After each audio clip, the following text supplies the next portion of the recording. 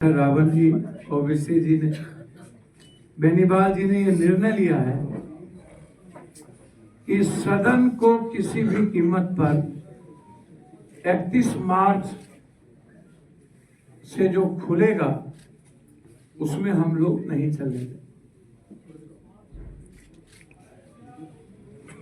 एक व्यापक चर्चा सदन में हम लोग चाहेंगे कि इस पर व्यापक चर्चा हो कि देश में पेपर लीकआउट कब बंद हो। जो एसटी, एससी, ईबीसी, ओबीसी या मिडिल क्लास किसी भी जाति के बच्चे बच्चियां हैं जो आर्थिक रूप से कमजोर हैं, गाय, माल, बकरी, जेवर, खेत बेच करके अपने बच्चे और बच्ची को पढ़ाते हैं, क्या उनका सपना कभी पूरा नहीं होगा? जिसके पास 1.5 करोड़ 2 करोड़ रुपया नहीं है, क्या वो डीएसपी नहीं बनेंगे? जिसके पास 3 करोड़ रुपया नहीं है, 4 करोड़, क्या वो आईएएस नहीं बनेंगे?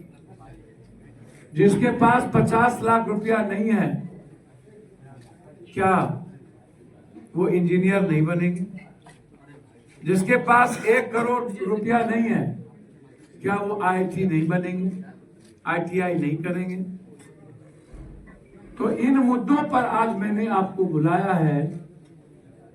बीपीएससी का 4 लाख बच्चे का जो मुद्दा है, जिसको राजनीतिक व्यक्तियों ने और बच्चों की बीपीएससी एग्जामिनेशन के बच्चों के नेतृत्व करने वाले, चाहे वो कोचिंग माफिया हो, चाहे कोई दलाल टाइप का आदमी जो पैसे पर बिका हो, उन लोगों ने बीपीएससी आंदोलन को कमजोर कर दिया और खत्म कर दिया। और मैं शुरू से कह रहा हूं कि हम लोगों का कोई मतलब, मेरा, हम लोगों का, हमारे मित्र का बच्चों के भविष्य से राजनीति का पहले भी हम लोग जब भी एक होके लड़े हैं तो उससे मदद का नियोजित शिक्षक, यूपीएससी, बीपीएससी, एसएससी से राजनीति का कोई नहीं। बिहार बंद हम लोगों ने की, रेल चक्का जाम हुआ, लगातार हम लोग कार्यक्रम को कर रहे हैं। विपक्ष की एक पार्टी धारा को छोड़ करके लगभग माले, कांग्रेस भी लगातार, सीपीआई, सीपीएम के छात्र यूनियन संगठन, युवा काम कर रही। हम विधायक दल के नेता शकील साहब से भी आग्रह किए थे, माले के भी साथियों से आग्रह किए थे कि लड़ाई को बिल्कुल बिना बैनर के हम सबको मजबूती से लड़ने की जरूरत है। और हमने कहा था कि इस लड़ाई को हम लोग लेके बढ़ेंगे। अब ये लड़ाई बीपीएससी तक नहीं सीमित है, अब ये लड़ाई भारत के प्रश्न पत्र लीक से संबंधित। इसी संदर्भ में हमारे लॉयर साहब ने, भारती जी ने, भैया, व्यापक पैमाने पर अनियमितता का पहला केंद्र बिंदु 192 सेट में हम लोगों ने दिया है। डीएम साहब जिन मुद्दों को स्वीकार किए हैं, 173 सेट ही क्वेश्चन पहुंचा था 192 में, तो 192 में 173 क्वेश्चन सेट ही पहुंचना, यह अपने आप में सीधा दिखता है कि अनियमितता है और पेपर लीकआउट गायब है। दूसरा है एग्जामिनेशन सेंटर पर, जबकि नियम ही नहीं, कानून बना है कि जेमर लगना ही लगना है, किसी भी सेंटर पर जेमर नहीं था।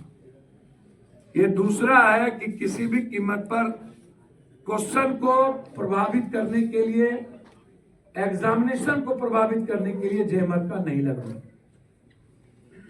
तीसरा है छात्रों के द्वारा उसी दौरान EOU को क्वेश्चन भेजा गया, आर्थिक अपराध इकाई, उस पर भी आर्थिक अपराध इकाई ने कार्रवाई नहीं की।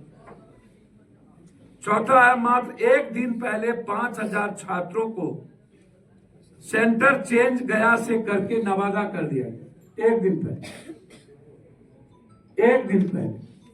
तो इससे साफ जाहिर होता है कि 5000 बच्चों को ही इनको पास करवाना था। इसी से ये लोग लेन देन किए कुछ बच्चों के साथ।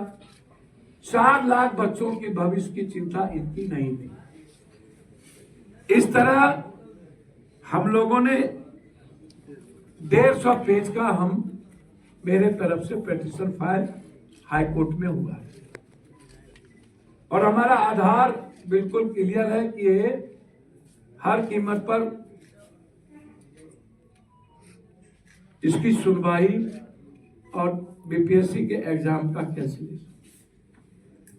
2 हमने और लिया है, एक बच्चों पर जो छात्रों पर जो केस हुआ है वो भी अलग से फाइल किया है हमने।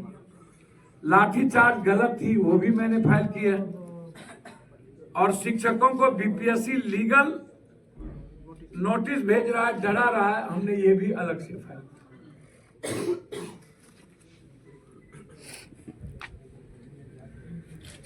एक केस हमने अलग फाइल किया जिसमें एग्जामिनेशन कैंसिलेशन का है। 3 केस अलग फाइल किया जिसमें लाठी चार्ज का और बच्चों पर केस का है। तो इसीलिए यह प्रोसेस मैंने आपको पहले भी कहा, लाठी चार्ज के बाद जब हुई थी तो मैंने कहा था कि यदि सरकार नहीं मानेगी तो बिहार में हम रेलवे चक्का जाम करेंगे, फिर भी सरकार नहीं मानेगी तो हम बिहार बंद करेंगे, तब भी सरकार नहीं मानेगी तो हम सर्वोच्च न्यायालय तक जाएंगे। हमने कहीं भी पप्पू यादव या चंद्रशेखर रावत या ओबीसी या हमारे साथियों का नाम आगे नहीं ला। हमारा मुद्दा ही है भविष्य के बच्चों पर की जिंदगी को सेव करना और आज से नहीं है, ये 90 के पहले के दशक से आज तक जिन लोगों को कभी किसी बच्चों के भविष्य की चिंता या आंदोलन नहीं थे, हर नए आंदोलन में नए तरह के बच्चों के जिंदगी को खिलवाड़ करने वाले दलाल टाइप के कुछ लोग आ जाते हैं जिसका एग्जामिनेशन से कोई मतलब नहीं और वो बिक जाते हैं। मैं हमेशा ये बात कहता हूं, कहां चले गए सभी कोचिंग वाले?